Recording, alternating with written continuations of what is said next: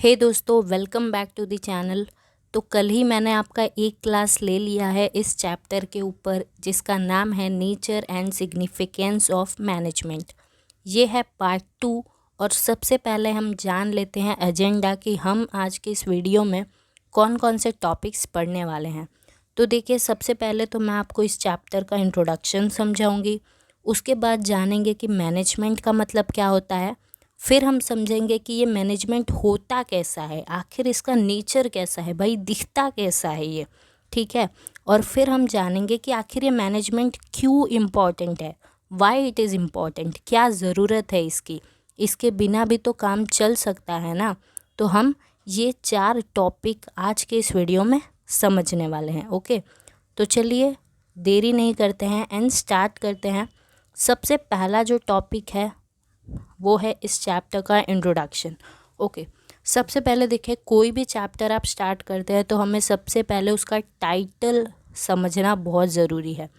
Chapter का नाम है nature and significance of management. So basically हम मैनेजमेंट के ऊपर पढ़ने वाले हैं कि ये मैनेजमेंट क्या होता है, कैसा होता है, क्यों इसकी ज़रूरत पड़ती है हमारे बिजनेस के अंदर, ठीक है। ओके, टाइटल आप समझ गए हैं। अब शुरुआत करते हैं इंट्रोडक्शन से। तो देखिए, ये जो अपना मैनेजमेंट है ये कोई नया कॉन्सेप्ट नहीं है। ये जो मैनेजमेंट है बहुत समय से चला आ रहा है, ठीक है। एशियन टाइम से ये चला आ रहा है। आप कहोगे कैसे, कोई एग्जांपल तो दीजिए। जी बिल्कुल। तो देखिए, जब प्रिमिटिव एरा था, मतलब जब आदि मानव लोग रहते थे ना, तो आप बताइए वो खाना कैसे लाते थे। भाई वो हंटिंग करते थे, फिशिंग करते थे, राइट। तो वो सब है ना ग्रुप में जाया करते थे हंटिंग करने के लिए। तो वो भी कहीं ना कहीं प्लानिंग करते थे कि तू इधर जा, मैं उधर जाता हूँ, मैं इधर जाता हूँ, ठीक है। कहीं ना कहीं वो लोग भी सुपरविजन करते थे कि भाई देखते रहे पीछे से कोई शेरबाग ना आ जाए। वो लोग भी कोऑर्डिनेशन करते थे, मतलब कि साथ में मिलजुल के काम करते थे। वो लोग भी एक दूसरे के ऊपर गाइडेंस रखते थे कि भाई ऐसे काम करना है, तेरे को ऐसे काम करना है। तो कहीं ना कहीं जाने अनजाने ही सही, लेकिन वो क्या कर रहे थे, वो कर रहे थे मैनेजमेंट, ठीक है। ओके, अब देखो, सी अगर आपको कोई भी ऑब्जेक्टिव अचीव करना है ना, देखिए सिर्फ हम बिजनेस की बात नहीं कर रहे हैं, ओके, आपके लाइफ की भी बात है। अगर आपको कोई भी ऑब्जेक्टिव अचीव करना है तो आपको मैनेजमेंट करना पड़ेगा, ठीक है। हमें है ना अपने रिसोर्सेज का बहुत अच्छे से इस्तेमाल करना पड़ेगा। और अगर हमें अपने रिसोर्सेज का अच्छे से इस्तेमाल करना है तो हमें क्या करना पड़ेगा, हमें दूसरों का कोऑपरेशन चाहिए, हमें मिलजुल के काम करना आना चाहिए। तो देखिए, यहाँ पे प्लानिंग की ज़रूरत कब पड़ती है, तो जब एक से ज़्यादा लोग मिलजुल के काम करते हैं ना, तब प्लानिंग की मैनेजमेंट की ज़रूरत पड़ती है। एंड देखिए, अ नीड, यहाँ पे देखिए, a need of planning and delegation of authority and responsibility arises. अब देखिए, जब 2 से ज़्यादा लोग मिलजुल के काम कर रहे हैं अच्छी तरीके से, तो भाई मैनेजमेंट हमको करना पड़ेगा। हमें वहाँ पे अच्छे से प्लानिंग करनी पड़ेगी कि कौन क्या काम करेगा। हमें उन्हें पावर देने पड़ेंगे, जिम्मेदारियाँ देनी पड़ेगी कि भाई तुम ये काम करो, भाई तुम ये काम करो। हमें उन्हें डायरेक्शन दिखाना पड़ेगा कि उन्हें कैसे काम करना है, ठीक है। हमें उन्हें ना एक स्टैंडर्ड बना के देना पड़ेगा कि देखिए आपको ऐसे काम करना है और आपको इतना काम कर लेना है। तो कहीं ना कहीं यही होता है मैनेजमेंट। क्लियर? ओके, सो अब देखिए, बिजनेस में जो सोल प्रोप्राइटरशिप फॉर्म होता है ना, मतलब जो लोग अकेले बिजनेस करते हैं, जो एक इंसान अकेला बिजनेस करता है, जैसे कि दुकानदार लोग, या फिर पार्टनरशिप जो 2 से 3 लोग मिलजुल के काम करते हैं, वो लोग क्या करते थे ना कि ये मैनेजमेंट वो लोग खुद ही कर लेते थे, ठीक है। उन्हें किसी और को बुलाने की ज़रूरत नहीं पड़ती थी। लेकिन फिर क्या हुआ कि धीरे धीरे बिजनेस बढ़ता गया, बढ़ता गया, बढ़ता गया, एंड एक कंपनी का कॉन्सेप्ट आ गया। अब देखिए, कंपनी में तो बहुत सारे लोग काम करते हैं, तो भाई हमें इसीलिए किसकी ज़रूरत पड़ी, हमें ज़रूरत पड़ी मैनेजमेंट की। कंपनी में बहुत सारे लोग काम करते हैं, तो भाई अच्छे से काम करवाना पड़ेगा ना, प्लानिंग करनी पड़ेगी, रिस्पॉन्सिबिलिटी देनी पड़ेगी, पावर देना पड़ेगा, उन्हें समझाना पड़ेगा, सब कुछ गाइड करना पड़ेगा। तो कहीं ना कहीं मैनेजमेंट की ज़रूरत तब पड़ी जब कंपनी डेवलप हुआ। ठीक है, ओके। कंपनी में बहुत ज़्यादा कैपिटल तो लगता ही है, इसके अलावा बहुत सारे यहाँ पे प्रॉब्लम राइज हुए, एंड इन सब प्रॉब्लम को अगर आपको सॉल्व करना है ना, तो हमें क्या चाहिए, हमें चाहिए एक अच्छा सा मैनेजमेंट। ओके, तो यही था इस चैप्टर का इंट्रोडक्शन। आई होप क्लियर है। अब आगे बढ़ते हैं मेन चैप्टर पे। सबसे पहला जो टॉपिक है that is meaning of management. हम जानते हैं कि आखिर भाई ये मैनेजमेंट होता क्या है। ठीक है, देखिए यहाँ पे 3 डेफिनेशन दिए गए हैं, तीनों बहुत ज़्यादा इम्पोर्टेंट है। अगर आपको 5 मार्क में पूछा जाता है ना, तो आप कोई भी लिख सकते हैं, लेकिन 1 मार्क्स में पूछा गया तो आप इन तीनों में से जो इजी वाला है, यानी कि ये फर्स्ट वाला, वो लिख दीजिएगा। 1 मार्क में पूछा जाता है व्हाट इज़ मैनेजमेंट, तो पहला वाला बड़ा आसान है, आप वो लिख सकते हैं। तो इसका मतलब समझ लेते हैं क्या होता है। ओके, तो एक एक्सपर्ट ने कहा है management is the art of getting things done through others. तो मैनेजमेंट का मतलब होता है किसी दूसरे से काम करवाने की कला। ठीक है, अगर मेरे पास बहुत सारे लोग हैं और मुझे उन्हें काम करवाना है, तो भाई मेरे अंदर कोई कला होनी चाहिए, तभी मैं उनसे काम करवा पाऊँगी। नहीं तो कोई इधर भागेगा, कोई उधर भागेगा, कोई ये काम करेगा, कोई वो काम करेगा, राइट।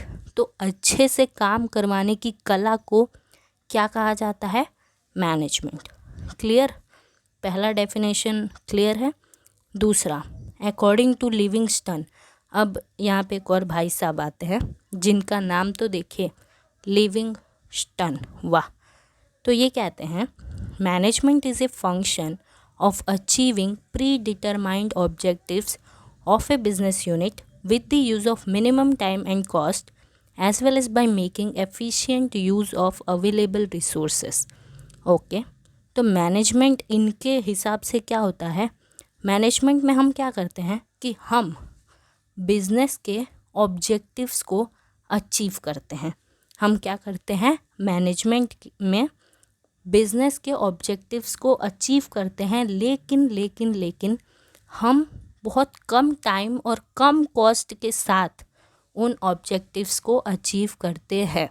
इसके अलावा हम रिसोर्सेस का भी बहुत अच्छे से यूज़ करते हैं, उसको कहा जाता है मैनेजमेंट।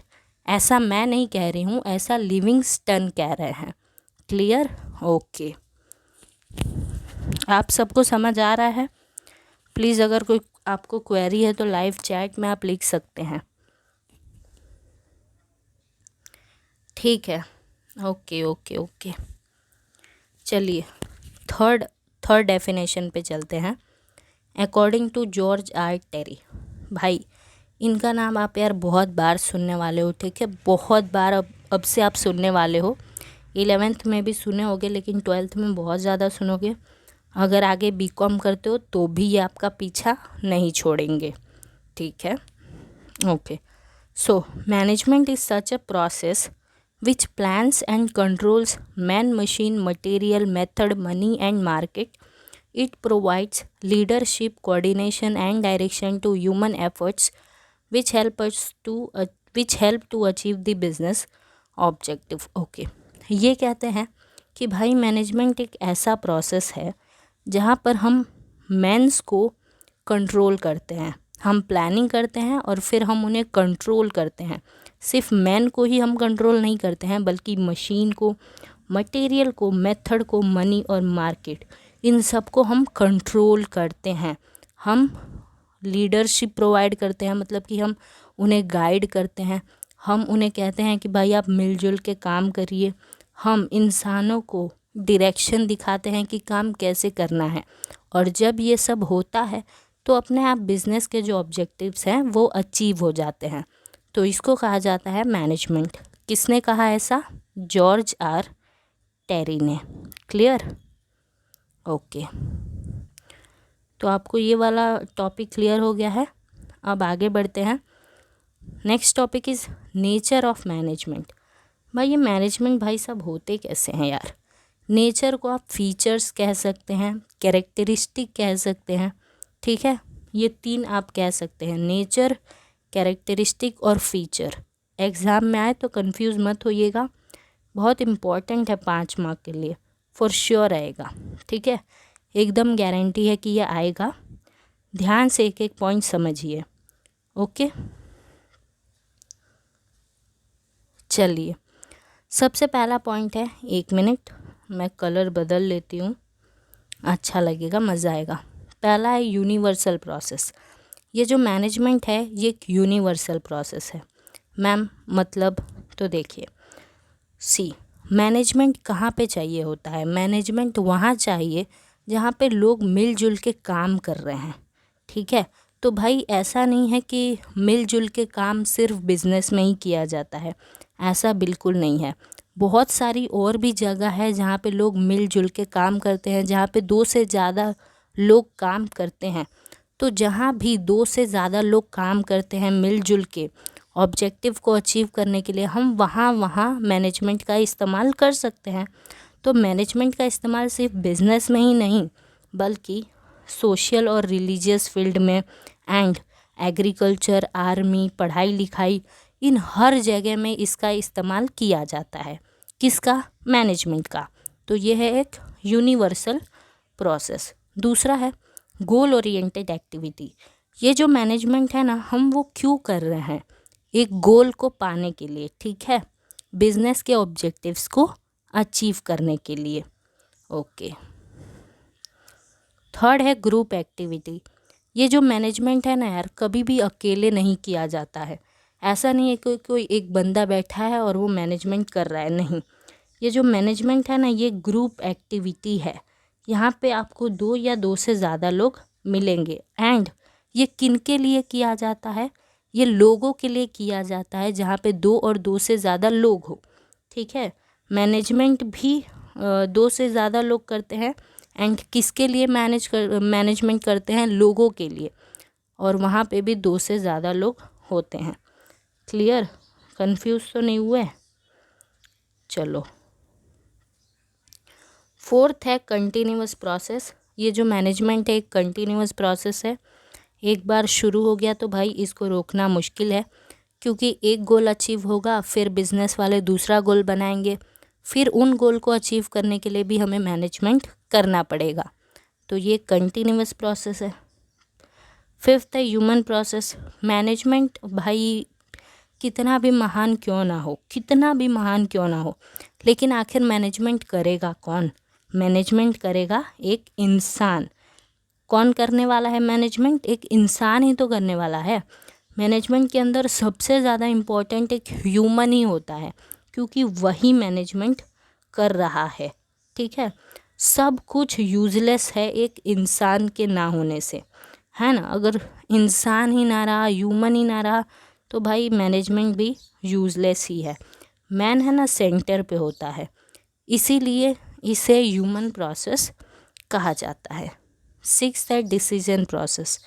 अब देखिए, मैनेजमेंट में है ना आपको बात बात पे डिसीजन लेना होता है। आपको एकदम लगातार कॉन्स्टेंटली डिसीजन लेना है। भाई ये रॉ मटेरियल ले कि ये रॉ मटेरियल ले, भाई कितना काम करवाना है, कितना वेज देना है, बहुत सारे यहाँ पे डिसीजन लेने होते हैं, इसीलिए इसे कहा जाता है डिसीजन प्रोसेस।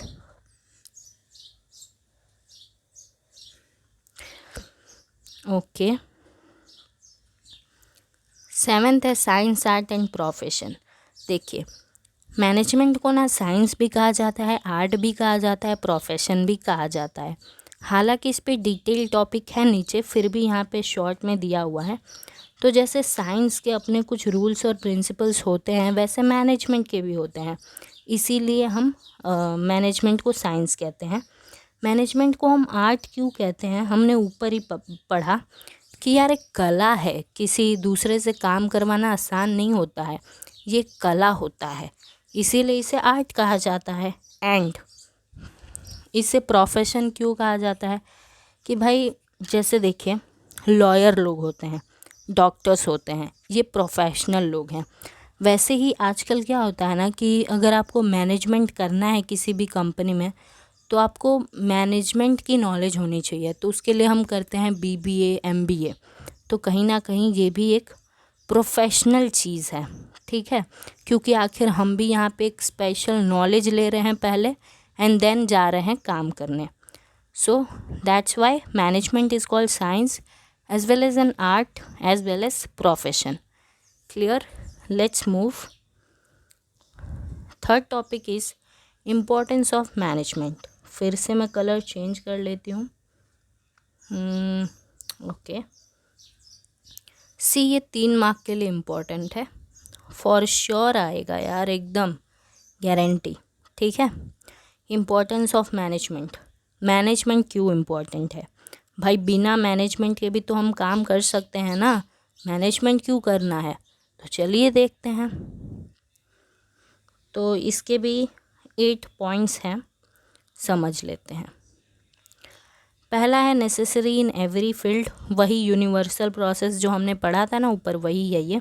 मैनेजमेंट सिर्फ बिजनेस में ही नहीं चाहिए होता है, हर जगह चाहिए होता है, जैसे कि religion, defence, society, politics, education, sports, हर जगह ही मैनेजमेंट चाहिए। तो भाई मैनेजमेंट में कुछ तो बात होगी, ये इम्पोर्टेंट है, इसीलिए तो हर जगह चाहिए। दूसरा है ऑप्टिमम यूटिलाइजेशन ऑफ रिसोर्सेस। जब हम मैनेजमेंट करते हैं ना, तो हम अपने रिसोर्सेस जैसे कि land, capital, raw material, personnel मतलब होता है एम्प्लॉय, मशीनरी, तो जब हम मैनेजमेंट करते हैं ना, तो इन सब का बड़ा अच्छे से इस्तेमाल करते हैं यार, बड़ा अच्छे से इस्तेमाल करते हैं, इन्हें वेस्ट नहीं करते हैं। That is why management is important. तीसरा है एकॉम्प्लिशमेंट ऑफ ऑब्जेक्टिव। देखिए, हम बनाते हैं बहुत सारे गोल, लेकिन गोल बनाने से क्या होगा? आप भी बनाते होंगे कि मुझे इतने परसेंटेज लाने हैं, ये वो, राइट? तो गोल बनाने से कुछ नहीं होगा, अचीव करने से फ़र्क पड़ता है। तो गोल को अचीव करने में मैनेजमेंट बहुत ही ज़्यादा हेल्प करता है, तो इसलिए ये इम्पॉर्टेंट है। फोर्थ है useful for the success of business. अगर कोई बिजनेस सक्सेसफुल होता है तो मैनेजमेंट का बहुत बड़ा हाथ होता है उसमें, ठीक है। हाँ, बाकी सब चीज़ों का भी हाथ होता है, लेकिन सबसे ज़्यादा हाथ किसका होता है? मैनेजमेंट का। कोई भी बिजनेस फेल होता है या फिर सक्सेस होता है, उसका क्रेडिट जाता है उसके मैनेजमेंट को। अगर कोई छोटा सा बिजनेस है जिसने कुछ सालों में अपने आप को बहुत बड़ा कर लिया हो, तो क्रेडिट किसको जाता है? ऑफ कोर्स किसको जाता है? मैनेजमेंट को। जैसे पहले बहुत सारे स्टार्टअप्स कितने छोटे थे, लाइक जोमेटो एंड ऑल, आज आप देख रहे हैं कि वो पूरे वर्ल्ड में फैले हुए हैं। Then increase in job opportunity. तो मैनेजमेंट की वजह से जॉब अपॉर्चुनिटी कैसे बढ़ता है मैम? देखते हैं सर। देखिए, अगर आप अच्छे से मैनेजमेंट करते हैं ना, तो जल्द ही कोई जो वो छोटा सा बिजनेस होगा ना, वो अपने आप को बहुत बड़ा सा कंपनी बना लेगा। तो भाई साहब, जब छोटा सा फॉर्म अपने आप को एक बहुत बड़ा कंपनी बना लेगा, तो लोगों की ज़रूरत पड़ेगी नहीं पड़ेगी? पड़ेगी ना। तो जॉब अपॉर्चुनिटीज बढ़ी या नहीं बढ़ी? बिल्कुल बढ़ी जी। Okay. Sixth is increase in profit. Okay, business क्यों काम करता है? प्रॉफिट के लिए। जी बिल्कुल सही, हमारा मोटिव क्या होता है? प्रॉफिट होता है, ठीक है। तो ठीक है, आप प्रॉफिट के लिए काम तो कर रहे हो, लेकिन आपको रिसोर्सेज का भी बहुत अच्छे से यूज़ करना पड़ता है। देखो, अगर आपके पास अच्छे मैनेजर्स हैं ना, जो मतलब एकदम बहुत चालाक हैं, तो वो आपके रिसोर्सेज का बहुत अच्छे से यूज़ करेंगे। आपके मैनेजर्स चालाक होंगे, बहुत अच्छे होंगे, दिमाग वाले होंगे, तो वो मैनेजमेंट कर करके कहीं ना कहीं बहुत अच्छे से आपके रिसोर्सेज का यूज़ करेंगे, एंड उसकी वजह से ऑफ कोर्स प्रॉफिट होगा ही। देन है सोशल बेनिफिट। अब भाई मैनेजमेंट से समाज के लोगों को भी फ़ायदा होता है। वो कैसे? तो देखिए, हर बिज़नेस कहीं ना कहीं कहाँ खड़ा है? हर बिज़नेस खड़ा है एक सोसाइटी के अंदर, तो उसको लोगों के लिए सोचना पड़ेगा, है ना। उन्हें अगर वो सामान बेच रहे हैं ना, तो वो क्वालिटी वाला सामान होना चाहिए। अगर कोई बिज़नेस सक्सेसफुल होता है, तो सोसाइटी के लोगों की भी बहुत मदद होती है, उनका भी वेल्थ बढ़ता है एंड वो भी फिर सुख शांति से रहते हैं। तो कहीं ना कहीं अगर मैनेजमेंट अच्छे से हम करेंगे तो हमारा बिज़नेस सक्सेसफुल होगा, एंड बिज़नेस सक्सेसफुल होगा तो सोसाइटी के लोगों को भी मदद मिलेगी। 8वां है नेशनल मोटिव। ओके, सी, हमारे देश में ना बहुत सारे ऐसे रिसोर्सेज हैं जिनका हम अच्छे से यूज़ नहीं करते हैं, ठीक है, वो अनटैप्ड रह जाते हैं, हम उनका अच्छे से यूज़ नहीं कर पाते हैं। लेकिन अगर आप मैनेजमेंट अच्छे से करते हो तो हम सभी resources like land, labour capital, इन सब का बहुत अच्छे से यूज़ कर पाएंगे एंड अपने देश को आगे ले जाएंगे। क्लियर? ओके, तो आज के वीडियो के लिए इतना ही। अगले वीडियो में हम इस चैप्टर को कंटिन्यू करेंगे। Thank you so much for watching. अगर आपको सब कुछ समझ आया है तो जल्दी से लाइक ठोकिए। नीचे डिस्क्रिप्शन लिस्ट में जो प्लेलिस्ट है वहीं पे मैं सारे चैप्टर के वीडियोस अपलोड कर दूंगी, मीन्स वहाँ ही सब आपको मिल जाएगा, तो उसको सेव कर लीजिएगा। मेक श्योर आप हमें इंस्टाग्राम पे फॉलो कर लें, मैं अच्छे अच्छे मोटिवेशनल कंटेंट्स वहाँ पे डालती हूँ, ठीक है। चलिए मिलते हैं नेक्स्ट वीडियो में, तब तक के लिए बाय बाय, टाटा, हाउ जू।